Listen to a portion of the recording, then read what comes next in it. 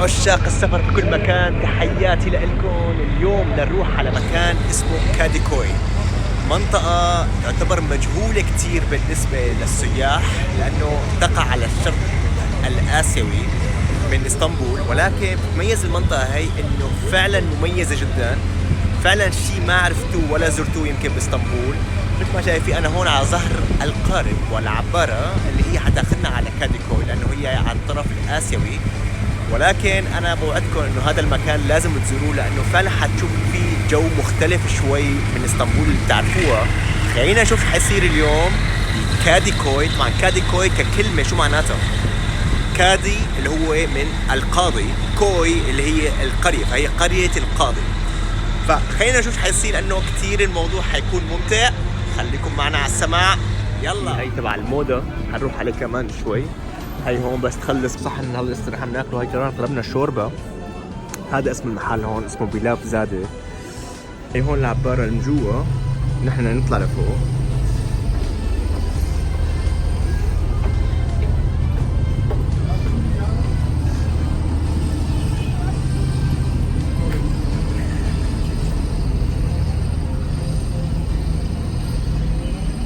هاي هون الأجواء كاملة.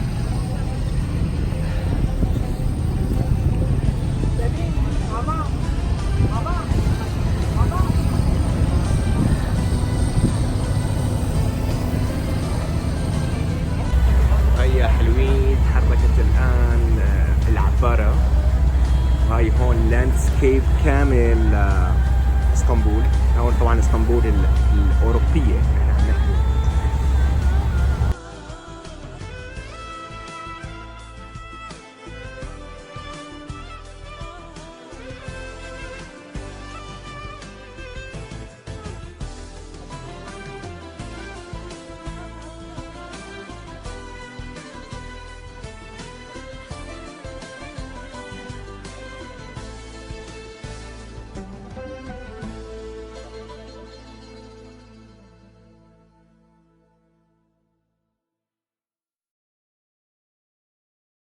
وهي هون نحن وصلنا على كاديكوي.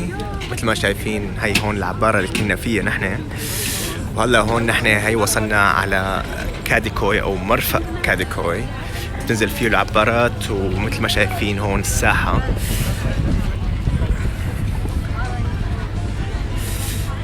طبعا في مترو كمان، ولكن أكيد يعني ما دام في عندك أوبشن اللي هو تيجي بالعبارة وتستمتع بمنظر مضيق البوسفور الجميل اللي شفتوه، أكيد ما بتفوت هالشغلة هي، خاصة أنه نفس السعر يعني كمان. فالفوت على حاله هيك شغلات صراحة يعني بيفقد وحدة من متع اسطنبول اللي هي أصلا الاستمتاع بالمواصلات البحرية، لأنه هذا الشيء من مميزاتها. يعني هاي مميزات اسطنبول، أنه بحر ولا بر نفس السعر. وبالعكس هلأ البحر على كاديكوي على فكرة أسرع بكتير. يعني ليش؟ لأنه بياخدك بشكل مباشر، بينما المواصلات البرية خاصة الباصات حتكون فمثل ما شايفين هي هون مثلا هاي الأحياء الداخلية لكاديكوي فيها كمية رواق وتنظيم كتير حلو. جوه مختلف عن اسطنبول تماما، بتحس هون الوضع شوي مختلف. ما فيها الزحمة كتير، نوعا ما الأمور مثل ما شايفينها كتير رايقة كتير ظريفة. يعني هيك نمط مختلف من الحياة بتحسه، which is something يعني صراحة حلو نتلاقي بالمدينة نفسها أكثر من مكان. كل واحد له نمطه، له طريقته، له وضعه الخاص.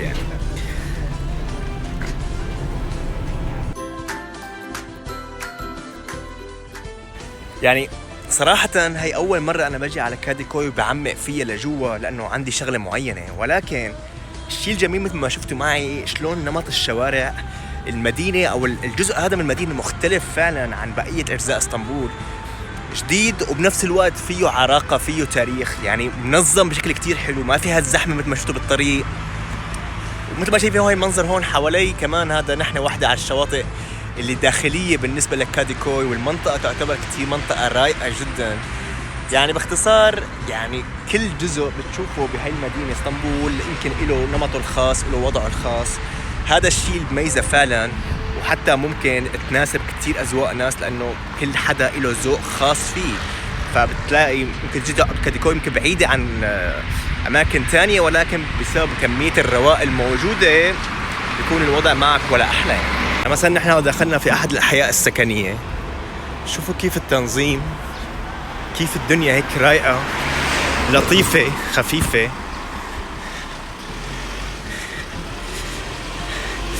يعني ما بعرف، هيك فيها شعور مختلف عن بقية أجزاء اسطنبول.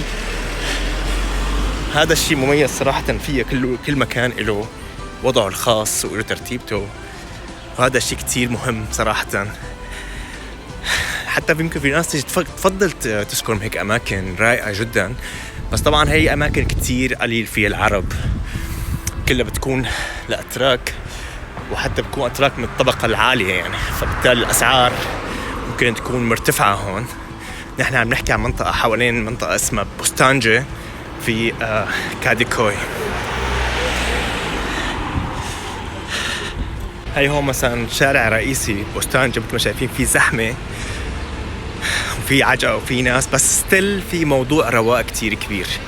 بتحس حالك هيك بأماكن مرتبة راقية، الناس كلها رايقة، الدنيا حلوة مثل شايفين، وأحلى سنين نقضيها لعالم ونحن مسافرين.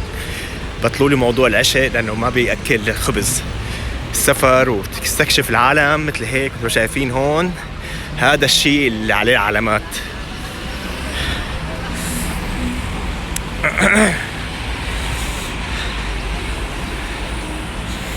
الشارع اسمه بغداد، هذا ممتد من منطقة اسمها مالتيب إلى كاديكوي مثل ما شايفين، طوله 14 كيلومتر. نحن عم نحكي عن هيك لين الساحل، محل منزلنا معروف كتير بالشوبينج، ومعروف كتير بموضوع اللي هو الكافيات والمطاعم وهالشغلات هي كلها. حاحط لكم اللوكيشن تبعه تحت كمان، لانه فعلا الموضوع هون جميل يا جماعه. الشعور اللي بتشوفه هون والرواق هيك لطيف، هيك في رقي في المكان، بتحس العالم هيك مبسوطه ورايقه والدنيا حلوه واحلى سنين مثل ما بقولوا.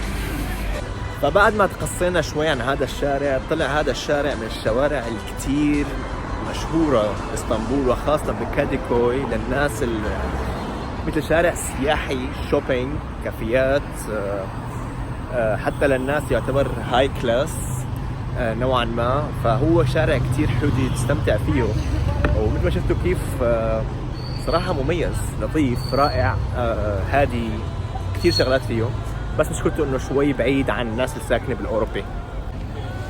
هذا هو مثل ما شايفين هون شلون يعني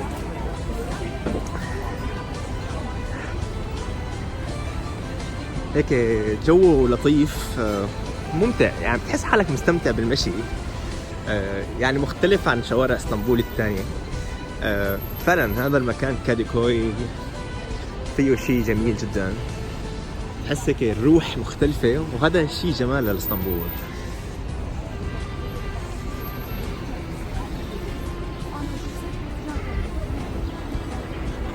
وحتى هلا هون كمان جربنا السيرفيس، قلنا له رايح على كاديكوي، قال لك رايح على كاديكوي، تركب تعطيه 5 ليرات برجعك 2 ليرات وربع، رجعك ليرة وربع.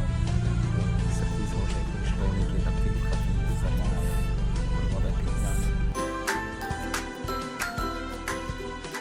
طبعا بعد ما شفنا كاديكوي من جوا الاماكن المرتبه، هذا بوريكم كاديكوي اللي جنب شو، اللي جنب الشاطئ المعروفه اللي فيها حياه كبيره، اللي فيها ناس هيك، حياه فيها حياه مختلفه. هلا حتشوفوها كلها، غطيناها بوضع بفيديوهات ثانيه، بس دائما هذا المكان يستحق الزياره، ويستحق انه حدا يغطيه اكثر من مره، لانه كل مره له وضعه وله يعني حيثياته. هون المنطقة منطقة هيك تحس هيك فيها روح كتير حلوة، شبابية هيك، فيها روح نفس قريبة من روح شارع الاستقلال اللي في اسطنبول الأوروبية. يعني مثل ما شايفين هون تبدأ هون بقى سواء القهاوي ولا البارات ولا يعني كل شيء موجود هون بتلاقوه. وانتم شايفين الزحمة والعجقة الموجودة هون، يعني بتخلي الموضوع له طعم آخر. ومثل ما شايفين يعني معظم الناس بتكون هون الاتراك، يعني قليل ما تلاقي سياح لانه هذا المكان ما كتير مكتشف، يعني ما كتير بيجوا عليه السياح كتير، مع انه مثل ما شايفين فيه حياة كتير حلوة كتير جميلة وكتير مميزة وممتعة. يعني هاي هون من بعد الأزقة كمان موجود سوق السمك. هاي بندخل هون، شايفين شلون هالشوارع الضيقة هاي. يا عيني يا عيني على الحياة، الحياة تنبض وتتكلم وتعيش الحياة بأكثر من نوع. شوفوا شايفين هيك كل ما بتتحرك بكاديكوي هي بجانب العبارة بتشوف مناطق هيك، مطاعم أنواع جديدة، مطاعم بحرية، مطاعم معجنات، كل شيء موجود. فهي حتى هون في مكتبة كمان. فيعني هذا الشيء مميز فيها. هي أنا صراحة كاديكوي كتير من الأماكن اللي بحب أجي لهون، لأنه يعني فيها انطباع كتير حلو. طبعا هون بالنسبة بس لكاديكوي شغلة مهمة، هون كتير يعني الناس اللي ما بدها تشرب مشروبات كحولية او بالاحرى بتتضايق من هذا الموضوع ما تجي لكاديكوي، لانه يعني حتى بالمطاعم اللي ورا مثلا بتقدم العرق والمشروبات الكحولية بشكل طبيعي، ممكن تقعد ما تطلب بس غيرك اللي جنبك يطلب. فهذا الشيء اكيد بده يكون بتحطه في بالك، لانه تعتبر كاديكوي اوبن مايند كتير باسطنبول، يعني من الاماكن العلمانيه الكبيره. وهلا بقى بدنا نجرب واحد من الاكلات التقليديه جدا هون بالنسبه للاتراك، بسموها تابوك بيلاف. تابوك بيلاف يعني الرز مع الدجاج. هذا هو هون الطبق بيكون طبعا حاطين معه سلطه وفاصوليا. هذا بيجي نوع بسموه ميكس. يعني اكله كتير هون معروفه ومشهوره جدا. نشوف هلا ندوقها نحكم عليها.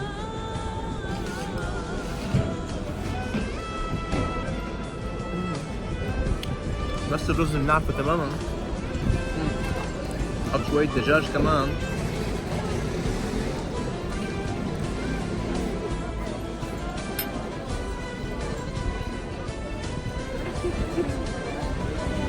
أكلة طيبة، يعني مثل فاصوليا بيضة مع رز، يعني بالنسبة لنا نحن سوريا بناكلها. طبعا هذا عندهم مطاعم خاصة اسمها بيلاف، فهلا هوريكم مطعم اسمه بيلاف زادة. كلهم هيك بتعاملوا بانه هالشغلات هيك كثير عندهم، يعني معروفة اي شيء بيلاف بتكون عليه طلب كثير عالي وسعره كثير بتكون يعني حقها. الصحن حقه 8 ليرات ونص بس يا جماعة. صحن هلا استراحة بناكله. هاي كمان طلبنا الشوربة. هذا اسم المحل هون اسمه بيلاف زادة. مثل ما شايفين الوجبات وهي الاسعار كثير يعني مقبولة، والطعم يعني ما رح نقول واو، بس انه هاي هون هلا انا حاكل الشوربة. انتوا هاي مرة حتسمعوا بس المردود. هي هيك شوربة عدس عادية يعني جدا، ولكن التشكيلة كلها هون ظريفة. يعني هاي حقها 8.5، هاي حقها 3.5، هاي يمكن حقها 3. فوجبة كاملة متكاملة بحوالي 15 ليرة، يعني ما يعادل $3. والطعم بدنا نقول فوق الوسط. الناس بتحب الرز ممكن تحب الوجبة كتير منيح. بقى خلونا نلحق الغروب ونروح على منطقة اسمها المودا. المودا هي عبارة عن شاطئ هيك بمكان في كاديكوي. راح نروح عليه عن طريق نفس الترام اللي شفناه قبل شوي اللي هو ابو دقة قديمة. هذا حنستناه ونشوف وين حياخدنا.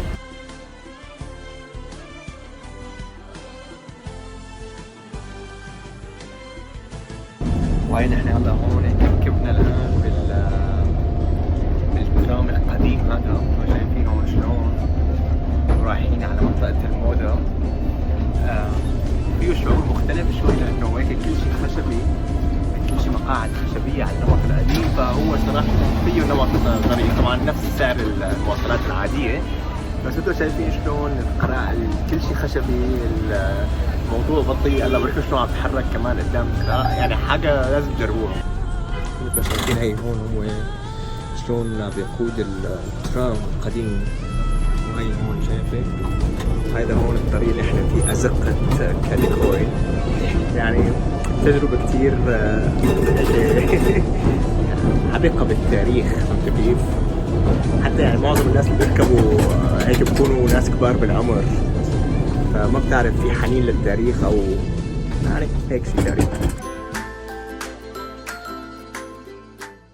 هي هون اطلالة الموضة.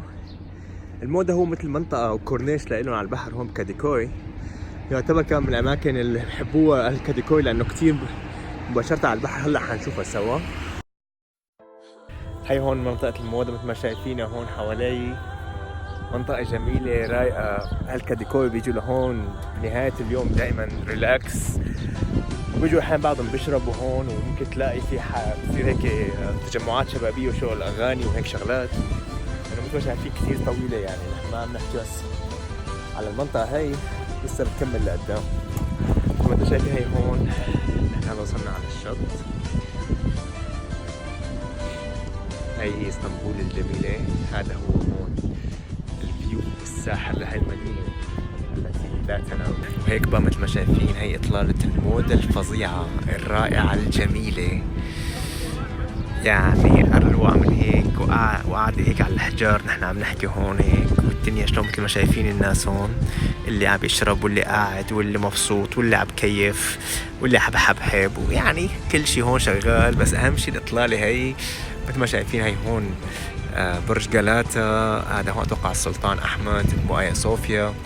يعني هي هون إطلالة كتير رائعة على اسطنبول. الوجه الآخر لاسطنبول أو المنطقة الأخرى اللي ما بتعرفوها فعلا هي كاديكوي. بتستحق لأنه فعلا إلى جو الخاص المميز. إن شاء الله تكونوا انبسطتوا بهالرحلة. أكيد تابعونا على الانستغرام والفيسبوك، وكمان أكيد شير وسبسكرايب يا حلوين. ونشوفكم على خير يا أحلى متابعين في التاريخ المعاصر.